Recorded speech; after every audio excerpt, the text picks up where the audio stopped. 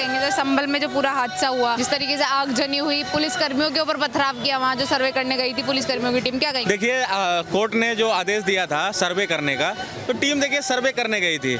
और लोग जब कानून व्यवस्था में व्यवधान डालेंगे, पत्थरबाजी करेंगे, कानून को अपना काम नहीं करने देंगे, तो देखिए कानून भी तो अपना काम करेगा ही। कानून के लोग भी जो है ना वो अपना काम करेंगे। तो देखिए जब आप गलत करोगे, आगजनी करोगे, पत्थरबाजी करोगे, कुछ भी करोगे, तो आपके खिलाफ तो लाठीचार्ज होगा ही। भाई पुलिस भी तो सेल्फ प्रोटेक्शन में कुछ ना कुछ करेगी ही। तो भाई देखो ये लोग देश को अस्थिर करना चाहते हैं। इंडी गठबंधन के लोग मिलके कुछ जिहादी तत्वों द्वारा जो है मिलके देश में अस्थिरता फैलाना चाहते हैं, देश में गृह युद्ध लाना चाहते हैं। तो देखिए लेकिन देखिए उत्तर प्रदेश में योगी की आदित्यनाथ की सरकार है जो अच्छे से ऐसे दंगाइयों का, ऐसे जिहादियों का अच्छे से इलाज करना जानते हैं और वो इलाज कर रहे हैं। आगे भी इलाज जारी रहेगा। जिसे एनकाउंटर बता रहे हैं ओवैसी जी की तरफ से, वो हत्या है जो पुलिस कर्मियों द्वारा हुई। देखिए ओवैसी जैसे लोग देश में केवल सांप्रदायिक सौहार्द बिगाड़ने का काम करते हैं। बस 15 मिनट में पुलिस हटा दो, ये कर देंगे, वो कर देंगे। भाई क्या तुम 15 मिनट में पुलिस हट जाएगी तो क्या हिंदू पक्ष चुप बैठेगा? इधर से भी फिर कार्रवाई होगी। ऐसा ये सब बयानबाजी करके ये लोग केवल लाइमलाइट में आना चाहते हैं। ऐसा कुछ नहीं है। ओवैसी हो गए, अखिलेश यादव हो गए, केवल मुस्लिम तुष्टिकरण की राजनीति करते हैं। हिंदुओं से इनका कोई वास्ता नहीं है। हिंदुओं का ये लोग जो है खुलेआम विरोध करते हैं। हिंदू खुद सेकुलरिज्म का झंडा लेके अब मूर्ख बना बैठा है। कोई भी सरकार हिंदुओं के लिए कुछ नहीं करती। केवल भारतीय जनता पार्टी है जो हिंदुओं के बारे में सोचना शुरू की है। हिंदू हमेशा हाशिए पे रहा है, दोयम दर्जे का व्यवहार होता रहा है। लेकिन भारतीय जनता पार्टी जब से सत्ता में आई 2014 के बाद से मोदी जी के नेतृत्व में, तब से हिंदुओं की सुनी जाने लगी। इसलिए इनके पेट में दर्द होने लगा है। तरीके से अगर मैं वीडियोस जो वायरल हो रहे हैं उसमें जिस मात्रा में जो पत्थर मारे जा रहे हैं, जिस मात्रा में पत्थर इकट्ठा है वहाँ पे, क्या लग रहा है देख के आपको कि प्लानिंग से हो रहा है या एकदम से? पूरी तरीके से प्रायोजित दंगा है ये। पुलिस पे हमला करने का दंगा था, निर्दोष लोगों को मारने का प्रयास था। लेकिन पुलिस ने समय पे जाग के जो है लोगों को कंट्रोल किया, कानून व्यवस्था सुदृढ़ किया, बनाया। बाबा जी का जैसे सख्त निर्देश है कि यूपी में कानून व्यवस्था जारी रखना चाहिए। अखिलेश यादव के शासनकाल में क्या होता था? 3000 दंगे हुए थे। योगी के शासनकाल में चिटपुट दंगे होते हैं, उसमें भी कार्रवाई होती है। लोगों के नाम चस्पा किए जाते हैं, इतना इनाम है इनके ऊपर। लोगों की जो रूह कांप जाती है दंगे करने में। अखिलेश यादव जैसे लोग जो है पूरे उत्तर प्रदेश को बर्बाद करके रखा था। जैसे लालू यादव ने बिहार को बर्बाद किया, अखिलेश यादव, मुलायम सिंह यादव, मायावती ने उत्तर प्रदेश को बर्बाद करके रखा था। योगी आदित्यनाथ के आने के बाद कानून व्यवस्था उत्तर प्रदेश की सुधरी है। लोग रात में भी, शाम को भी निकलने लगे हैं बाहर। नहीं तो पहले बाहर निकलने से लोग को डर लगता था कि मैं शाम को घर वापस आऊंगा। सुधरी है। विपक्ष बोल रहा है कि इतनी आगजनी हो रही है, जंगल राज जैसी सिचुएशन है योगी राज में। ये विपक्ष ही कर रहा है। रेल पटरियों पे वो लोहे के राड रखवाने और नट बोल्ट जो ढीले कर रहे हैं ना, ये अखिलेश यादव करा रहे हैं पूरी तरीके से।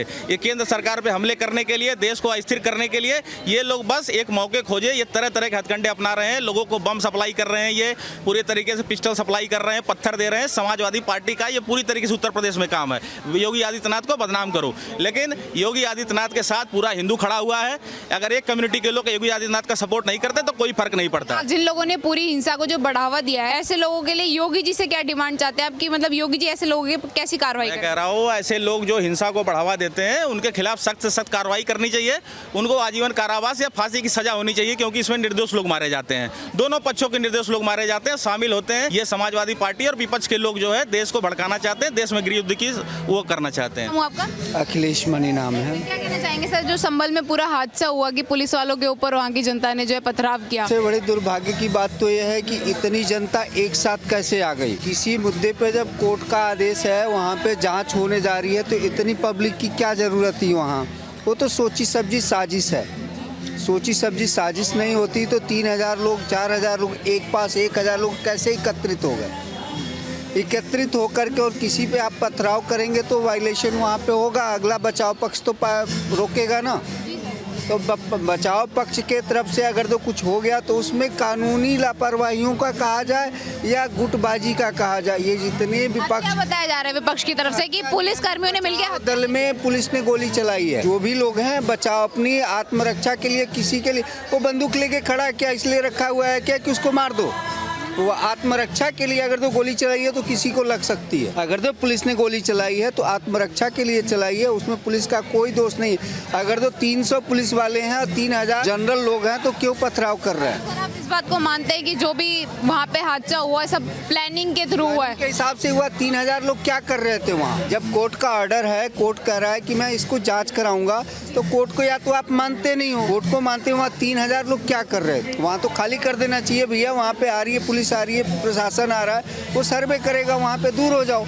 वहाँ पे तो इन लोगों ने जानबूझ के जो विपक्ष के नेता हैं उन्होंने ही कराया ये मामला। क्या कारण देखते हैं आप, क्यों सर्वे को रोकने की यहाँ पे साजिश हुई? अभी क्या आपने देखा है कि 9 सीटों पे चुनाव हुआ, सपा 9 सीट जीतते जीतते करी मैं जीत रही और 2 सीटों पे सिमट के रह गई। तो उनको लग रहा है कि मेरा जन आधार खिसकता जा रहा है, इसलिए वायलेशन करा रहे हो। और क्या काम है उनका? ये तो पार्टी का सीधे ये लग रहा है कि पार्टी क्या कर रही है, पार्टी तो सीधे दंगा करा रही है। और क्या करा रही है?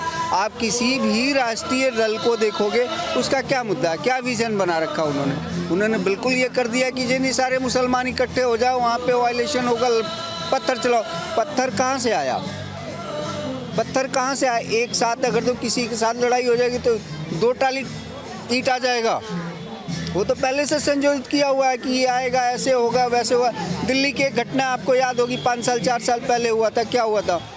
पत्थर छतों पे मिले। क्यों होता है ऐसा? लोगों को जो है पेट्रोल बम से मार दिया जाता है। ये तो सोची समझी साजिश होती है, इसके सोची समझी साजिश। सरकार को यहाँ घेरा जा रहा है, कहा जा रहा है कि एक तरफ योगी जी बोलते हैं कि हमने उत्तर प्रदेश का लॉ एंड ऑर्डर, वहाँ की सुरक्षा बहुत बेस्ट है, और एक तरफ आप यहाँ पे ये सब हो रहा योगी है। सरकार की चाक चौबंद सुरक्षा नहीं होती तो बहुत सारे लोग कैजुअलिटी में चले जाते। ये केंद्र गवर्नमेंट, राज्य गवर्नमेंट की सुरक्षा का देन है कि पत्थरबाज ही मारे गए हैं, चाहे उनकी गोली से मरे हों या आपस में उनको मुठभेड़ हुई हो तो मरे हैं। आम आदमी कोई नहीं मरा है तो सिर्फ पत्थरबाज मरा है। राज्य गवर्नमेंट की सुरक्षा का सबसे अच्छी नीति है कि बाहरी लोग नहीं मरे, नहीं पता नहीं किसको मार देते। जब 3000 पब्लिक खड़ी है और पत्थर लेके खड़ी है तो आम आदमी जाएगा, वैसे मर जाएगा। योगी जी से कैसे एक्शन की डिमांड कर रहे हैं, क्या कार्रवाई होनी चाहिए? जो उचित कार्रवाई है, निष्पक्ष न्याय प्रक्रिया से काम करें। न्याय प्रक्रिया से तो सर पुलिस भी गई थी, लेकिन तब भी उन लोगों ने आगजनी करी। योगी जी का जो है, योगी जी जो भी कर रहे हैं उचित और न्याय प्रक्रिया से कर रहे हैं, तो उसमें हमें वायलेशन करने की क्या जरूरत थी? योगी जी से तो सबकी उम्मीद है कि वो सबके साथ सबका विकास की बात करते हैं। तो एक धर्म एक राष्ट्र की तो बात, एक की बात तो कर नहीं रहे हैं। उसमें जो भी आया कोर्ट का फैसला, कोर्ट के फैसले का सम्मान करना चाहिए। इसमें हिंदू मुस्लिम का कोई मुद्दा नहीं था। देखिए, पुलिस कर्मियों पर पथराव या धर्म यात्राओं पर पथराव, राजनीतिक यात्राओं पर पथराव, ये कोई नया कारनामा नहीं। गुजरात में देखा, मध्य प्रदेश में देखा, उत्तर प्रदेश में देखा, हिमाचल प्रदेश में देखा, तो लगभग सभी जगह इस तरीके की घटना मुस्लिम कम्युनिटी के द्वारा प्रयोजित की जाए। एक्चुअली वो मस्जिद का इस्तेमाल, नमाज का इस्तेमाल, जुमे का इस्तेमाल, इस सब चीज़ों के लिए कर रहे हैं, जो मैं समझता हूँ कि वो अपने ही धर्म को, अपनी ही मस्जिदों को, अपने ही नमाज और जुमे को बदनाम भी कर रहे हैं। साथ ही कुछ लोग हैं जो बच्चों को ढाल बना करके अपने मंसूबे को पूरा करने के लिए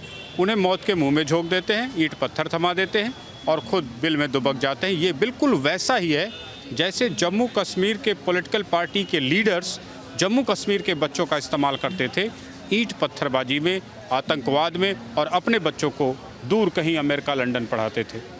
तो एकदम पैटर्न वही है जो जम्मू कश्मीर के नेताओं ने कभी जम्मू कश्मीर में आतंकवाद के लिए, हिंसा के लिए आम शहरियों का, आम बच्चों का, गरीबों के बच्चों का इस्तेमाल करते थे। बिल्कुल वही पैटर्न आपको देश के तमाम हिस्सों में देखने को मिलता है। कोई नाराजगी थी कोर्ट के फैसले से, उसको मनवाने का अलग तरीका होता है संविधान में, लेकिन इसी तरीकों को क्यों चुना? अभी कुछ दिन पहले तक या आज भी वक्फ बोर्ड के पास जो अधिकार हैं, वो जिस प्रॉपर्टी पर चिपका देता था, अपना चस्पा कर देता था पेपर, उस व्यक्ति को इनकी कोर्ट, इन्हीं वक्फ बोर्ड की कचहरियों में जा करके अपना सर फोड़ना पड़ता था। पर वो 47 तो नहीं किसी ने उठाया। देश के लगभग 4000 मंदिर बताए जाते हैं जहां पर तोड़ करके मस्जिदें बनाई गई हैं, और आप अगर प्रमाण के तौर पर देखेंगे तो कुछ की गुम्बज हिंदू मंदिरों की है, कुछ की दीवारें, खिड़कियां हिंदू मंदिरों की हैं, कुछ की छतें हिंदू मंदिरों की है। ज्ञानवापी में देखेंगे,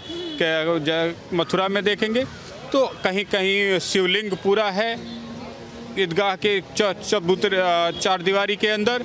तो ये सारे प्रमाण ये साबित करते हैं कि मुसलमान आक्रांताओं के द्वारा, मुसलमानों के द्वारा आज भी मंदिरों के ऊपर मस्जिदें चलाई जा रही हैं, जबकि आज़ादी के बाद तमाम मुसलमानों को, उन तमाम मस्जिदों को जिन पर मंदिर पहले था या मंदिर की दीवारें हैं, मंदिर का अस्तित्व है, उन्हें खाली कर देना चाहिए था, छोड़ देना। इसी खौफ के कारण अब एक चीज़ बताइए, 500 साल पहले जो बबूल का कांटा मुगल, अंग्रेज, तुर्कों ने बोया था हिंदुस्तान की धरती पर, 500 साल बाद भी उस कांटे की चुभन आज भी उनकी पीढ़ियां महसूस कर रही हैं।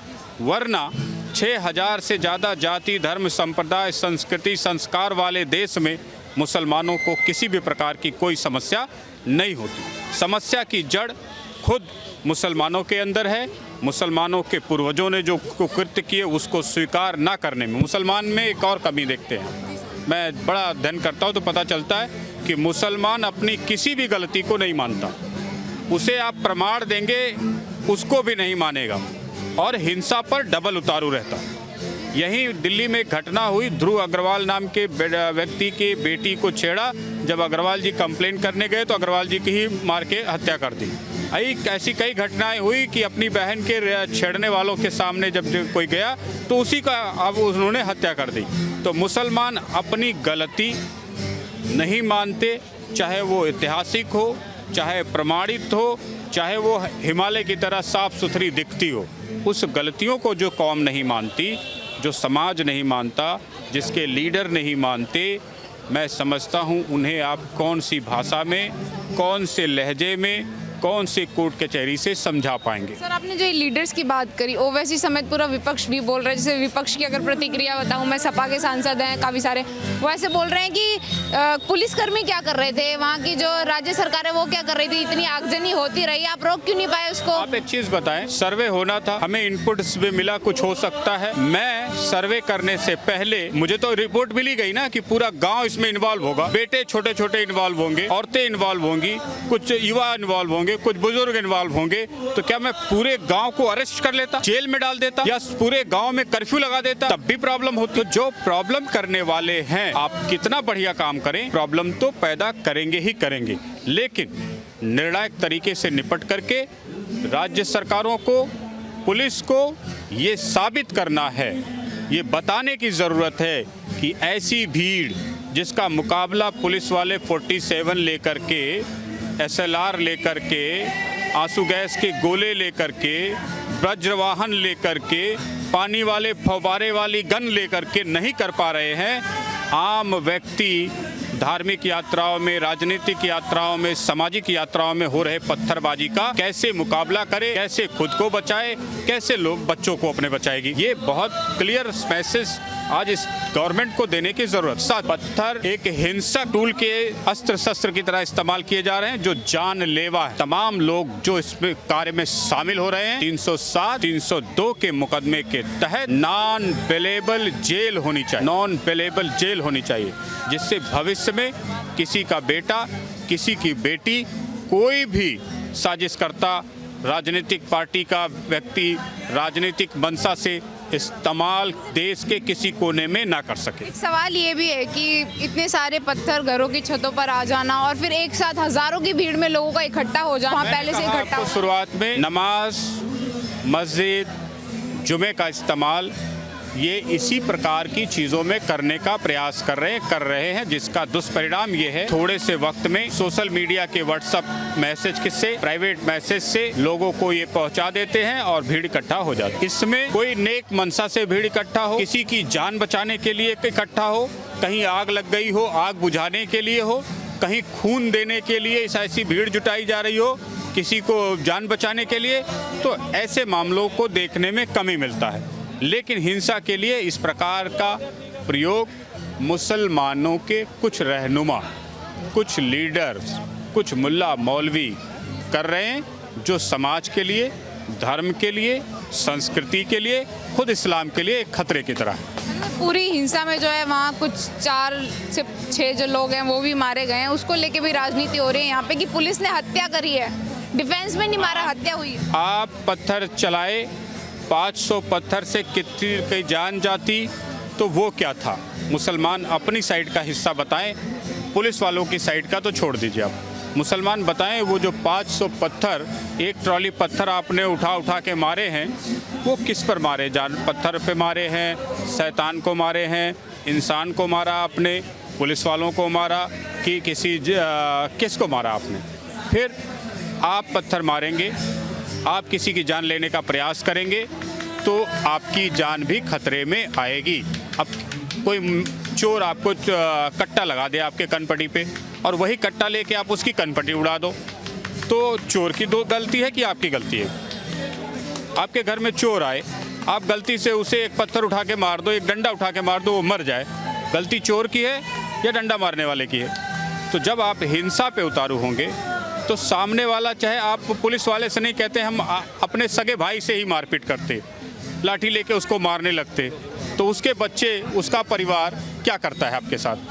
वो भी लाठी डंडा लेता है कि नहीं लेता है? ऐसे लोग कहाँ से उत्पन्न हो जाते हैं एकदम से, जिन्हें ना पुलिस का खौफ है ना कोर्ट का खौफ है, किसी भी चीज़ से नहीं डर रहे हैं, सीधा पथराव कर दे रहे हैं, किसी भी हद तक जाने को तैयार हो जाए? कहाँ से आ रहे हैं ऐसे लोग? अब देश को पथराव पर एक्शन लेने की ज़रूरत है। एक राष्ट्रीय अपराध घोषित हो, ये जैसे 307 है, नॉन अवेलेबल हो, साथ में ये भी जोड़ने की ज़रूरत है कि ऐसे लोगों की संपत्तियां जब्त की जाए और राज्य से निष्कासित कर दिया जाए। योगी जी से कैसी डिमांड चाहते हैं आपकी? जो ये कार्रवाई कैसी होनी चाहिए, जो ये लोग हैं जो आरोपी हैं उनके ऊपर कैसी कार्रवाई इस हो? प्रकार की हिंसा को उकसाने वाले, संगठित अपराध को अंजाम देने वाले, आम बच्चों का इस्तेमाल टूल की तरह, खिलौने की तरह करने वालों पर सख्त से सख्त कार्रवाई हो, समस्त संपत्ति उनकी स्टेट की जब्त करके राज्य से आजीवन निष्कासित कर दिया जाए। बहुत धन्यवाद। पक्ष है हमारा, वो इस तरीके से बोल रहा है कि पुलिस के जो कर्मी है वहाँ पे वो क्या कर रहे हैं, इतनी आगजनी हो गई, इसको रोक क्यों नहीं पाए? पावर तो थी ना आपके पास। पावर थी, इनकाउंटर हुआ, इसीलिए उनको दर्द ये इस वजह से नहीं हुआ कि वहाँ पर पथराव हुए या आगजनी हुआ या उनके लोग मरे। इनको सबसे ज़्यादा दर्द है कि वहाँ जो तथाकथित लोग थे जो उपद्रव भी मचाने आए थे, उनका इनकाउंटर क्यों हुआ। इनको दिक्कत यहाँ है क्योंकि ये सारे उनके समाज से आते हैं लोग, तो इनको एक तरफ की जो राजनीतिक, इनको M+Y वाली राजनीति है, तो Y को खतरा होगा तो सबसे ज़्यादा समाजवादी पार्टी को। ये जो कहते थे कि अब बाबा का दिन पूरा हो गया, अभी आपको सीधा प्रमाण मिलेगा कि अगर उत्तर प्रदेश में योगी जी की सरकार नहीं रहती तो 3 इनकाउंटर के बदले 30 हिंदू मारे जाते वहाँ पर, या प्रशासन ही मारे जाते। क्योंकि तो आपको पता ही होगा 92 वाला दंगा क्या हुआ था, अयोध्या कांड क्या हुआ था। तो इस तरह के, और आज जो अखिलेश यादव कहते थे ना, उनके पिता से क्यों नहीं पूछते थे कि जब राम मंदिर पे गोली चलवाने का बारी आया था तो उनके पिताजी कैसे चलवा दिए थे, जबकि वहाँ तो शांतिपूर्ण प्रदर्शन हो रहा था, वहाँ तो पथराव नहीं चल रहा था, वहाँ तो प्रदर्शन के खिलाफ, ये प्रशासन के खिलाफ कुछ नहीं हुआ था।